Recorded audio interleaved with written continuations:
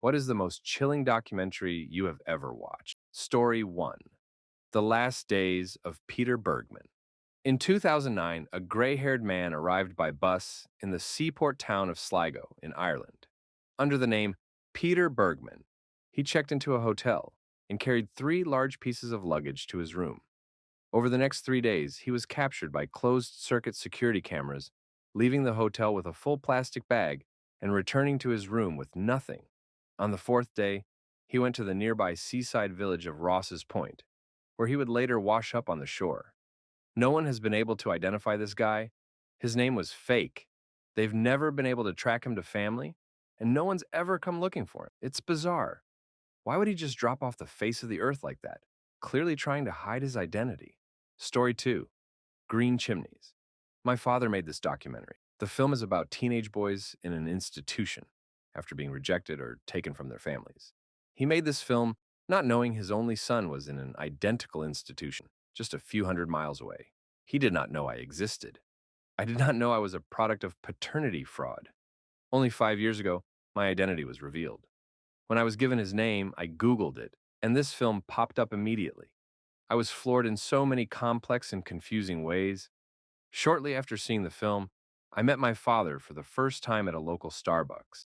When he came to the understanding that I lived a life so close to the lives of the subjects of his documentary, he burst into tears. Spoiler alert, all 3 passed soon after the release of the film. My father, who I just met in a very public location, hugged me in a torrent of tears and kept repeating, "You survived! You survived!" The film is visceral and heartbreaking, as was the reality of the circumstances that we came to realize. We are now inseparable. Story 3. There is a doc about Roky Erickson I watched a while back.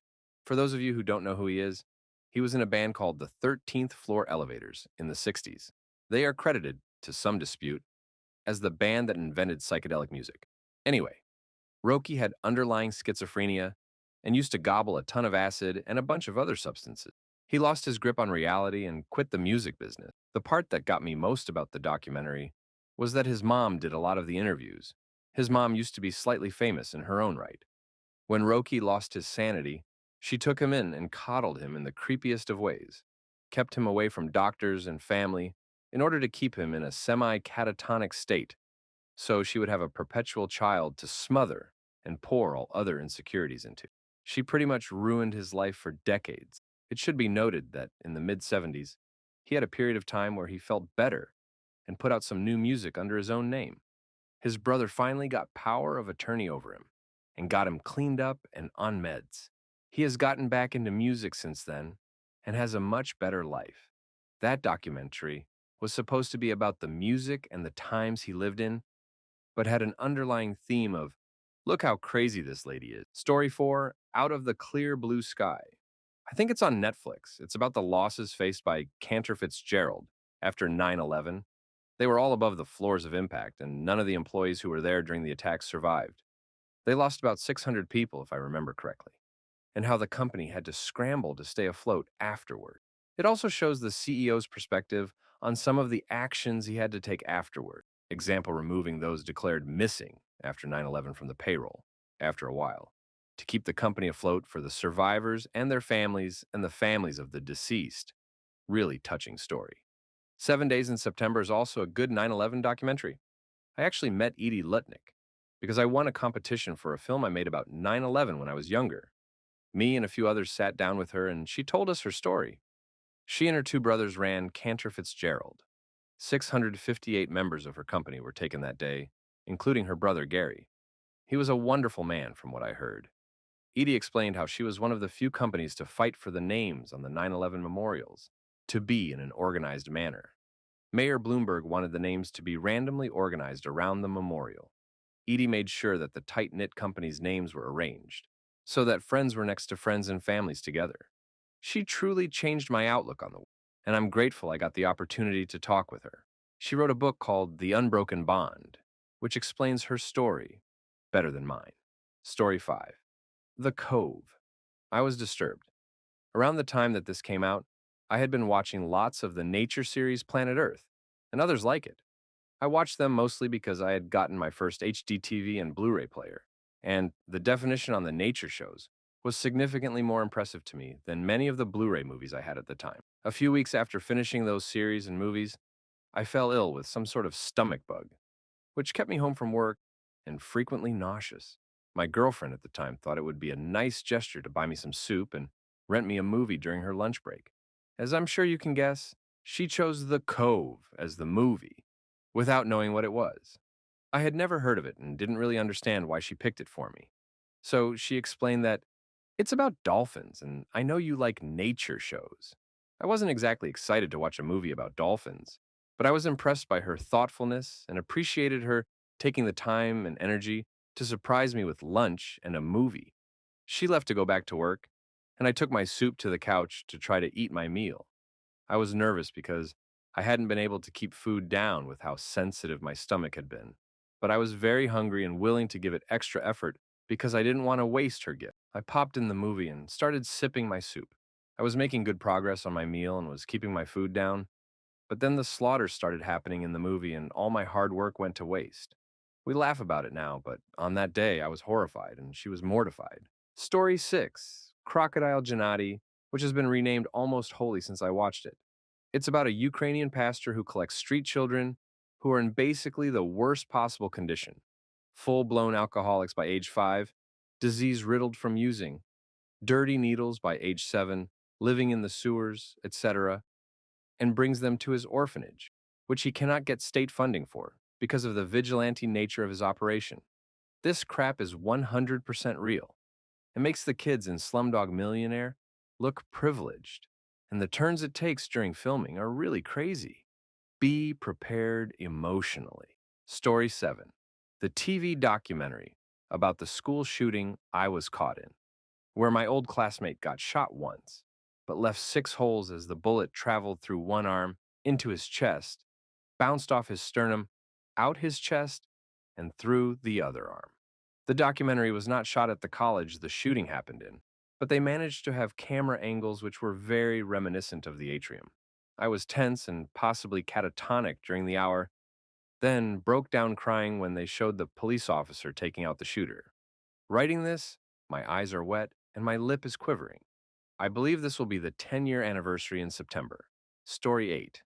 Recently, The Death of Yugoslavia, multi-part production of the BBC. It shows the fall of a multi-ethnic society collapse on itself due to ethnic nationalism. Men, women, children, once free, lie dead in the streets. Neighbors turn against each other, and the era of ethnic cleansing begins. It really ushered in the wars of the 21st century. The failure of the open-air safe zone concentration camp for Muslim Bosnians, known as Srebrenica, leading to massacres. The siege of Sarajevo, where more mixed ethnic families than other areas of former Yugoslavia and the shelling of neighborhoods. The one about Enver Hoxha of Albania is crazy. Think North Korea upon the Adriatic. Cold War era Eastern Europe was a crazy time to live through. Maybe I find these chilling as I grew up knowing many refugees from the Balkans, from every major ethnic group involved. Watching a nation go from a multi-ethnic secular state to one where ethnicity is defined by religion and purging others for an ethnically pure state makes me get a sick feeling in my stomach. I'm still trying to understand the role of Tito, and after his rule, how it lost cohesion so fast. So much blood. Story 9. Empire of the Desert Ants, 2011. It's about an hour or so long. It's about this queen ant who rises to power and overcomes all sorts of hardships. You actually start to root for the little colony, and it starts to get bigger and bigger, and it starts to actually flourish, and you really start thinking that they're going to make it. Then the ant dudes are out looking for food and water, and they bump into a colony of ants who are super close to them. So close that it's shocking that they haven't run into each other in the 5-month filming process. Well, they pick a fight with these ants. Except the problem is, these ants are right next to a water source and have tons of food. So they're bigger and stronger. They kick the main cast of ants' butts and send them packing. Except then they give chase and follow them right back to their ant home. And then the bigger and stronger ants literally kick so much butt that they actually legit wipe out the entire colony, including the queen and all the lil baby ants. Like, imagine working through all of that hardship and powering through everything just to get overrun by your neighbors when your drones pick a fight, lose, and lead them right back to your nest. I don't watch many documentaries, so this is all I got. But I mean, it's kind of chilling to know crap. Like this happens in the animal kingdom all the time. And we don't even realize it. Kingdoms fall without us realizing it, and wars are waged right now. You could save a colony of ants if you stomped on the enemy march or something. Story 10, Madness in the Fast Lane. I can't remember if it's a full documentary or an excerpt from a TV show, but it's about these Swedish twins who come to the UK on holiday, and they experience some kind of joint madness, including getting kicked off their tour bus, walking down the motorway, getting stopped by police, and then running out in front of traffic and getting hit, then standing up and keeping running. And it gets much worse. Noon knows why it happened and why they both experienced an episode at the same time. They actually ran into a group of police officers who were part of a TV show at the time, so it's all caught on camera. Story 11, Kisangani Diary, is unbelievably dark. It's about the Congo War that took place in the late 90s. It was the most violent conflict since World War II in terms of number of deaths. The film starts out telling the viewer that almost everyone in the film will be dead by the time the documentary's over. It follows a relief convoy that goes to visit a group of thousands of Hutu refugees wandering in the forest who are slowly starving and being chased by militiamen shooting at them from the forest. The chilling part about it is that there can be these large numbers of people that can get caught in conflicts who become non-persons to the world community and are slowly exterminated, and there's absolutely nothing they can do. Story 12. I tend to stay away from chilling docs, as I'm a highly sensitive person, and these things tend to stay with me. However, I'm really glad Making a Murderer wasn't mentioned more. So many people talked about it, about how he was this normal guy until the system messed him up. Well, I watched about 10 minutes, and it lost me right after he talks about dousing the family cat with gasoline and burning it alive. I lost all sympathy for him at that moment and was sure that he was always messed up, not just from his time in prison. I was stunned and disturbed by how many people were defending this guy. Newsflash. People who torture and finish off animals go on to torture and finish off people. That guy wasn't some nice, normal guy, not for a minute. Story 13. Into Eternity. A Danish documentary about Onkalo in northern Finland. It's the world's first deep geological repository for the final disposal of spent nuclear fuel. The things they have to think about when building that thing are both amazing and chilling. The radioactive waste that goes in there has to be sealed in for longer than human civilization has existed. They need to think about how to communicate to coming generations not to start digging into it, as we don't know what possible disruptions the future might bring during the coming thousands of years. Story 14. Not as gruesome as some of these on here. You guys watch some pretty intense crap, haha. But I believe it was in Zeitgeist, where I saw a, presumably, Russian doctor or professor or something, talking about and describing in step-by-step detail how to take over a nation through psychological warfare. What was most chilling was in his list of roughly 7 steps, he described American society perfectly. He talked about how many years each one would take. When watching, it felt as though we, Americans, were already well into the brainwashing process. That interview took place decades ago, so if it is actually true, it's already too late. Story 15. Prophets Pray. A documentary about Warren Jeffs, the leader of the FLDS church and community located in Colorado City, Arizona, where polygamy is still going strong. The FLDS church is a very traditional Mormon denomination that still practices polygamy. The higher-ups in power have more wives, and some of the younger men are exiled in order to have more women for the men. The children and women are exploited and taken advantage of. Jeffs was put in prison with a 14-year-old girl in a forced marriage. It's really insane to me that such a place still exists to this day. Story 16. The Elephant in the Living Room. A simple documentary about untrained exotic animal enthusiasts keeping dangerous animals like lions and tigers as pets. The film points out how these people truly love their animals, but are unequipped financially or with the proper education to take care of them. The animals live in filthy, haphazardly put-together cages, barely big enough for a dog. The film is informative, but mostly uneventful until the last 30 minutes. Spoilers and trigger warning. A male lion, being kept in a tiny rickety cage, starts jerking around and acting strange. The lionesses who share the cage stand on boxes and refuse to touch the ground. The lion keeper attempts to console the extremely aggravated beast, only to be shocked by a bolt of electricity as he touches the cage. The cage was not built to be electrified.